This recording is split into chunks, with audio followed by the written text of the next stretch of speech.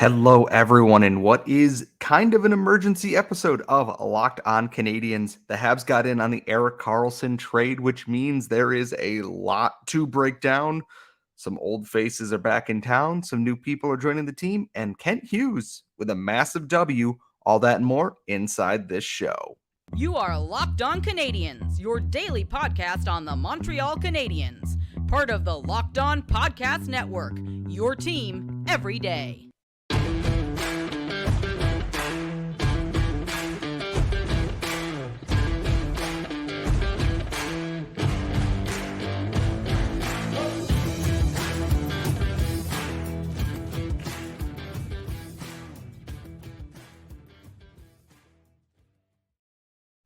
Hello, everyone, and welcome to what is a bonus episode of Locked On Canadiens. We do have one that we recorded this morning, Laura and myself, before everything has gone down here. You will be getting that on Tuesday. That is episode 897. Technically, this is a bonus episode, but we are counting as one of our regular ones in the week. Anyways, I am one of your hosts. I am Scott Matla. As always, thank you so much for tuning in and making us your first listen of the day every single day of the week, wherever you get your daily podcast, Google, Apple, Spotify, or if you are watching me on YouTube right now. I am buzzing, one, because the energy drink has kicked in, and two, the Canadiens got in on the Erik Karlsson trade. And Erik Karlsson went from San Jose over to Pittsburgh, and it was, I believe, Elliot Friedman who tweeted out right after Laura and I had finished recording earlier this morning that, hey, there is some real pressure to get this deal done today, and it has. So the trade, and I have it in the background because there is so much. Three-way trade here right now. San Jose is getting a 2024 first-round draft pick, Mikael Granlund, Jan Ruda, and from the Canadiens, Mike Hoffman in this trade. Pittsburgh is getting Erik Karlsson, Rem Pitlick from the Canadiens, Dylan Hamaliuk, if I'm pronouncing that properly, and a 2026 third-round pick. The Canadiens are getting a 2025 second-round pick from the Penguins, goaltender Casey DeSmith, prospect Nathan Legare, and name that many of you know that I love and that I am stunned is coming back here, defenseman Jeff Petry, who was traded last offseason in the trade for Mike Matheson. And I gotta say, wow, just wow. I'm not surprised that the return was low for San Jose, because this was always going to be the case. I have Cap Friendly pulled up behind me right now. In this trade, the Canadiens added just over $1 million in total salary. And what they did is they opened up two forward spots on this roster that were occupied by Rem Pitlick and Mike Hoffman. No salary retained on them whatsoever. And I forgot to include this part. Jeff Petry, 25% of his salary is being retained by the Pittsburgh Penguins. San Jose is retaining $1.5 million, 13% of Erik Karlsson's salary. The Habs are retaining on not Hoffman, not on Pitlick, nothing. They've added just over $1 million. And if you are like me, you were shocked that Jeff Petry's name was in this because the way his exit was out of Montreal. He has this year and next year left on his deal. I would be stunned if he ends up absolutely playing, if he plays any games for the Canadiens this season at all. I would not be surprised if Jeff Petry is flipped before training camp starts here. He and his wife are currently in New York, I believe, with their 4 sons now, I believe it is, on vacation when this trade went down. Petry did have a no trade list, and I am stunned that he is back in Montreal here. We'll talk about winners and losers in this and everything in the next little bit here, but honestly, this looks really good for the Canadiens, and the biggest part of this trade is not adding Legare. We'll talk about him a little bit in the next segment, and the other players they added here is we talked a lot last week and when Jesse Ylönen was signed about roster space for players, in that the Canadiens did not have a lot of room on their roster for their younger guys. They had room for maybe one of Raphael Harvey-Pinard or Jesse Ylönen. not both. Now they have room for both of them. Even a guy like Lias Anderson, who might want to push for an NHL spot if he can make that. You have Philip Machard joining the AHL ranks. You have Joshua Waugh, who's going to try and take that next step forward here. You have players that you want to open up a lane for them to get into. And where Hoffman was and where Pitlick was in the lineup, varying around that middle to bottom six area on a given night, is where you want to put these young guys in right now. And that's a huge, huge, huge, huge boost for this Canadiens team. The question is now is what do they do on defense here? They were already very full on defense, where a guy like Justin Barron might be in the AHL. Are you going to have to move Arbor Jack out of the AHL to make room here? This deal is not done yet on the Canadian side of things. I will be very surprised if this deal is done on the Canadian side of things, because Petry and Savard occupy kind of the same role in that veterans in here. You need some kind of veterans in the lineup here. And unless there is something else coming down the pipeline here, the defense is very full, and I'm very curious to see what they're doing with that. This helps the Rocket. This trade is a massive win for the Laval Rocket, all things considered here.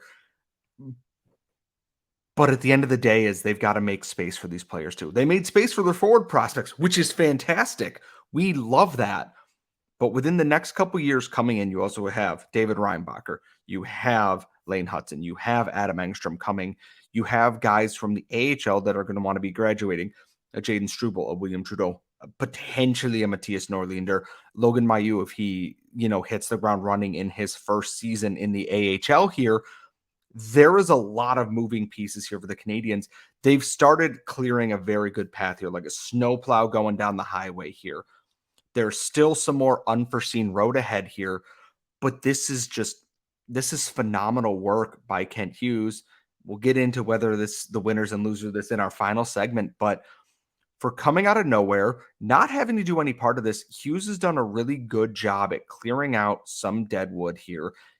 Apologies to Hoffman and Pitlick for making it seem so nonchalant and casual, but it's dead wood. They are out the door. They are gone. No salary retained on that whatsoever. They are free and clear of that deal here, which is impressive. This puts a lot of pressure on the goaltending now. They've added another NHL goaltender that gives them 4 goalies on NHL deals who, are waiver eligible. Jake Allen, Samuel Montembeault, Casey DeSmith, and Caden Primo. Primo is waiver eligible this year. Jakub Dobish is the current non-NHL contracted. He does not need waivers for next season, basically. The Canadiens are going to have to, it's going to be a competition in camp. You've got 4 goalies, and my thought is in camp is who's going to win that spot here? Someone's got to do it eventually here. I assume Montembeault is your incumbent starter, but between Allen, Primo, and DeSmith, one of them has to take the reins here, basically. Is who's going to be the 1B to the 1A here. I am surprised that this trade went from they're grinding away to get this done to the Canadiens have ended up coming away. Oh, and there's a second round pick in there too. We are going to talk some of the old friends and new faces that are joining the Canadiens in this trade here, and that's all coming up in our next segment. But first, I got to talk to you about how I start my mornings every single day, because I need that boost when I am working at my desk on sales reports, or if I am out in the field meeting with clients. I need to make sure I have the energy to start my day right, and AG1 helps me with all of that. It has a foundational nutritional supplement that delivers comprehensive nutrients to support whole body health. It gives me everything I need in the morning, all those B vitamins, all those, nutrients that you need to start your day right.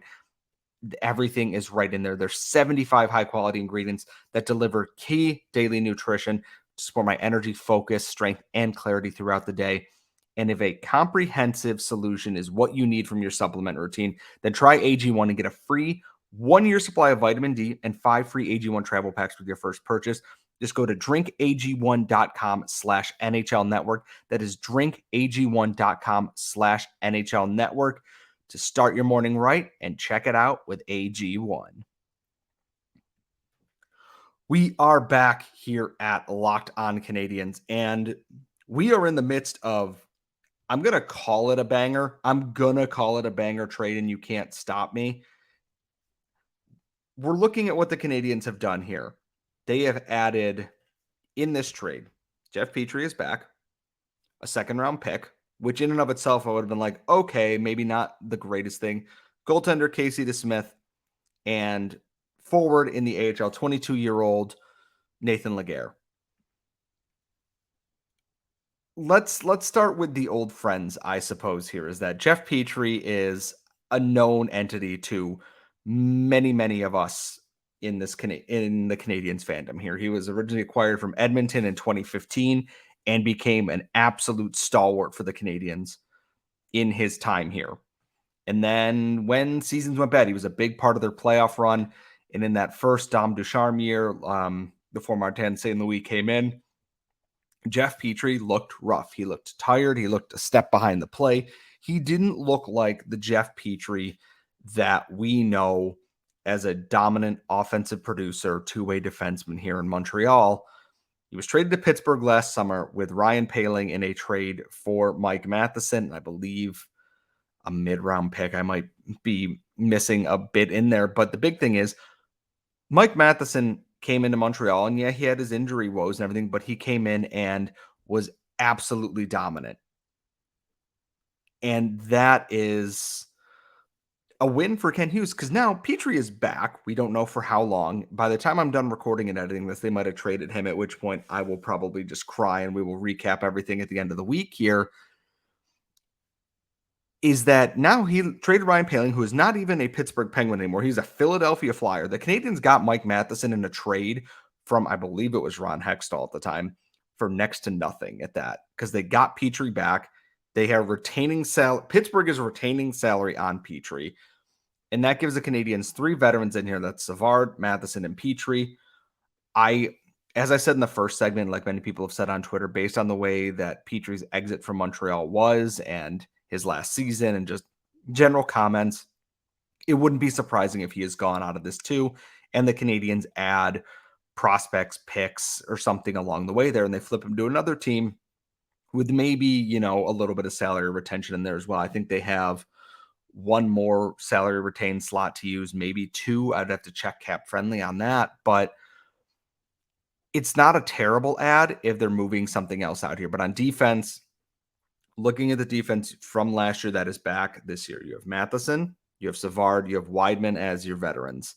Then you're including Jordan Harris, Arbor Jacki, Caden Gooley, and Justin Barron. You have about 8 or 9 defensemen who could be playing in the NHL this year. And now you're adding Petry into that mix here. There's a lot here. I assume Chris Wideman is bound for the AHL or will be traded in another trade down the line here because I think they're going to want to give these prospects their ice time. And we saw guys like Justin Barron who continue to improve with it. Guys like Jordan Harris, Caden Gooley, who played injured last year, but played big minutes when called upon. And Arbor Jacki, who, his love of fisticuffs is one thing, but he's showing that there is an offensive upside there. There is a level to his game that he hasn't hit yet. And I think that's very important. And Jordan Harris, like Laura and I talked about last week, is stop trading Jordan Harris because then you're going to wonder why every other team has a Jordan Harris type player and you don't. There's a lot of opportunity here for Kent Hughes to kind of do a reset on this defensive group like he did with the forward two. Sending out Hoffman and Pitlick is great. There's an opportunity there. And I keep saying opportunity because that's what this trade is all about. It has created a ton of opportunity for the Montreal Canadiens in a lot of spots here. And that's all squared away now. Is that something else is coming? I just don't know what. And then let's move on to the new faces here.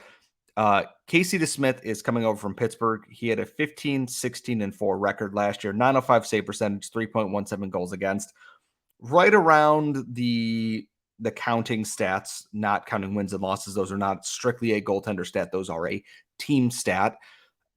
Save percentage, goals against, it falls right in line with what we've seen from Jake Allen and Samuel Montembeault the last couple years. 905 is, I believe, just under league average. I think league average was 907 last year. I could be wrong. Please correct me in that case. There is I believe he was kicked off his college team for being involved in a domestic violence incident, of which I do not have the details directly in front of me, but that was a well-publicized case. I know that there is a lot of people who are going to be very upset by that. I don't love the idea of doing that when the Canadiens are working.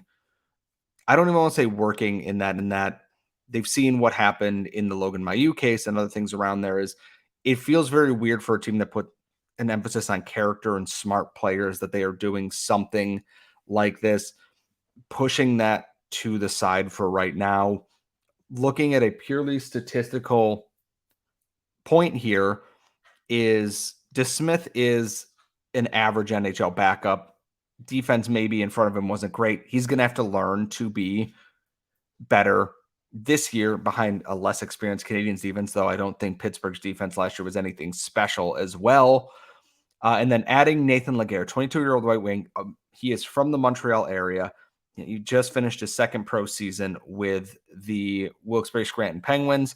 He had 19 points in 68 games. I'm going to just bring up his elite prospects page because they usually put some of their quotes in there. He is just 22 years old, and he was a 2019 third round draft pick, 74th overall. Always keeps his feet moving, takes large strides, changes directions pretty well. He never gives up on the play and puts effort into everything he does on the ice. Pretty good numbers in the QMJHL before that. He had 87 points in 68 games, 71 points in 61 games. And then in a COVID, I believe this was a COVID shortened year when he was captain of the Baie-Comeau Drakkar, 14 points in 14 games, then 24 points in 19 games with the Val-d'Or Foreurs after a trade there. If I am correct, I believe Wilkes-Barre-Scranton wasn't very good last year or struggled a lot due to the injuries that they suffered at the NHL level. They had a lot of players going up to the Penguins, something Canadiens fans can very much relate to. This is a huge fresh start for Legare. And I think playing for the Laval Rocket, if his effort and consistency is there to be a strong contributor at both ends of the ice there, he doesn't need to be a superstar on this team, but I think he is going to be a very interesting add for this. The Rocket have lost some of their top stars. They've, Otto Leskin is gone. Ylonen and Raphael Harvey-Pinard have graduated to the NHL. Alex Belzile is a New York Ranger. Anthony Richard is now a Boston Bruin. On defense, not on defense, but they've lost some of these bits here. Adding Legare it's a no-risk flyer, basically, in this. I was kind of hoping maybe Owen Pickering was the guy they went after, but I'm not going to be fussed about this. I think Legare getting a fresh start playing in his home province is going to be a huge deal.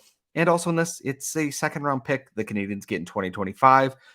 The Penguins are teetering on the precipice of being really bad again. Adding Erik Karlsson was a way to extend that Crosby-Malkin window for as long as they can. Whether it works or not is up in the air, but it's hard to be upset with the way that this has gone for the team right now. I think they added a lot of good pieces. Even if they flip Petry, I still think this is a good adding of players in here. We're going to talk winners and losers on this trade, and that's all coming up next. We are back here at Locked On Canadiens. I am your host for today. I am Scott Matla. Laura and myself had a show recorded for all of you. I want to make that known that we had a show recorded that will be coming out on Tuesday. We're talking, ironically, prospects in that. So you will get a whole blast of that on Tuesday because this trade happened. Let's say we finished around 10:15. We had to get something out on this, and I was available to sit down and record here. This is a summer of Kent Hughes. The draft is an outlier of this doesn't seem great, honestly. Like, maybe not my favorite thing in the world, what they did at the NHL draft. Sure. All the deals he's made, the players he's signed, everything he's done has made perfect sense and has been reasonable. He hasn't done anything super. This is maybe the Alex Newhook trade, depending on how you want to process that. But this trade, getting players that fit the vision of what Kent Hughes wants right now and the direction this team is going, The biggest part of this trade that they did is they freed up those forward spots for Harvey Pinard, for Ylonen, whether that be Joshua Wall, whether that be a Philip Machar if he lights up the AHL this season. Those opportunities are there now. Kent Hughes created opportunities for his young players. Show me that you deserve to be here, basically. And I think that you're going to see a lot of competition in training camp and in rookie camp and all these things for guys who maybe didn't have that path forward. They do now. I realized too, talking about defensemen in the last segment, I forgot Jonathan Kovacevic again, which my apologies, Johnny. This trade comes off like a huge, I think the Penguins are the ones who made out the best in this. They somehow gained cap space in a trade where they acquired a $10 million player in this deal, and they got Erik Karlsson out of it. They got the best piece out of this entire trade, obviously.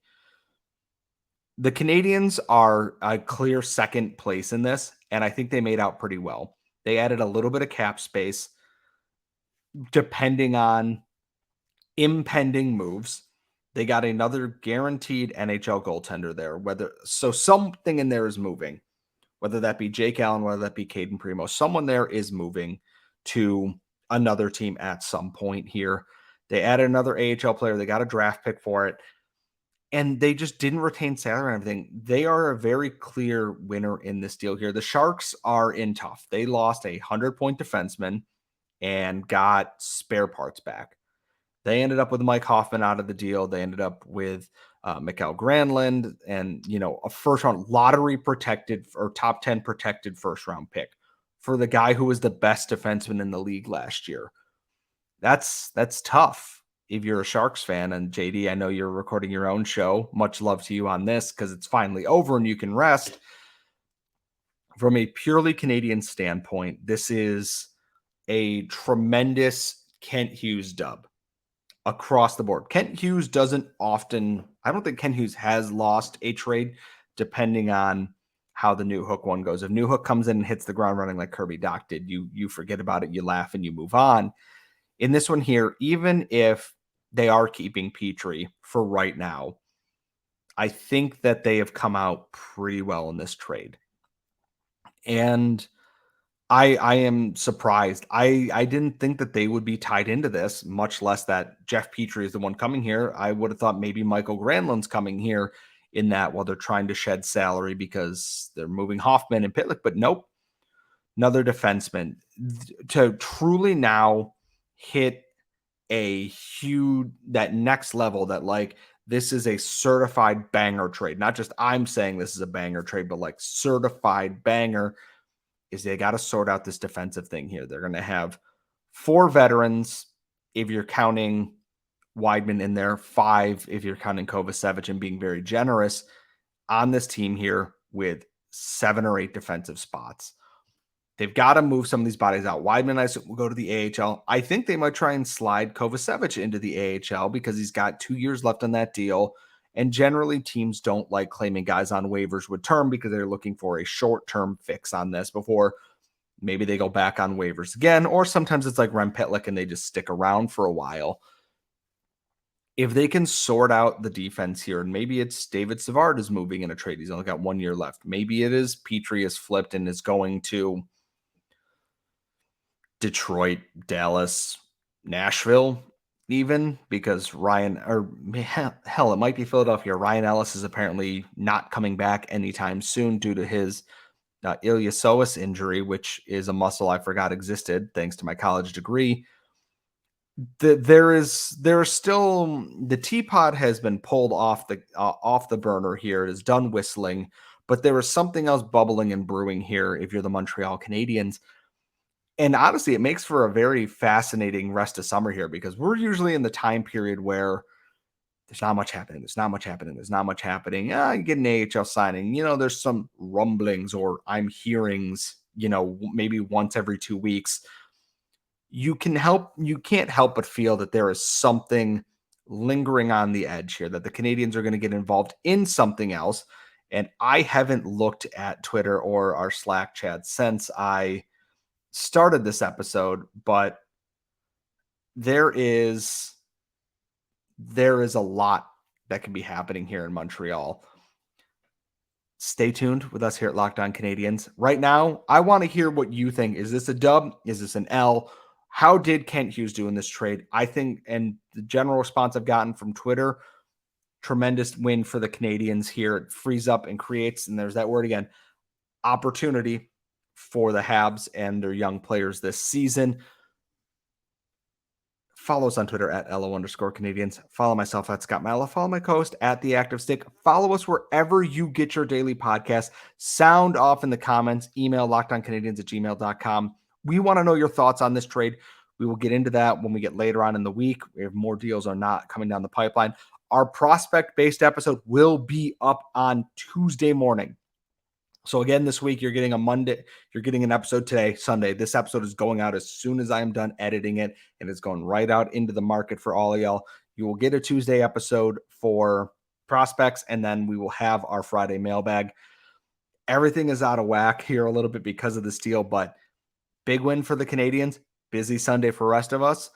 Thank you all for listening, and we will see you all next time.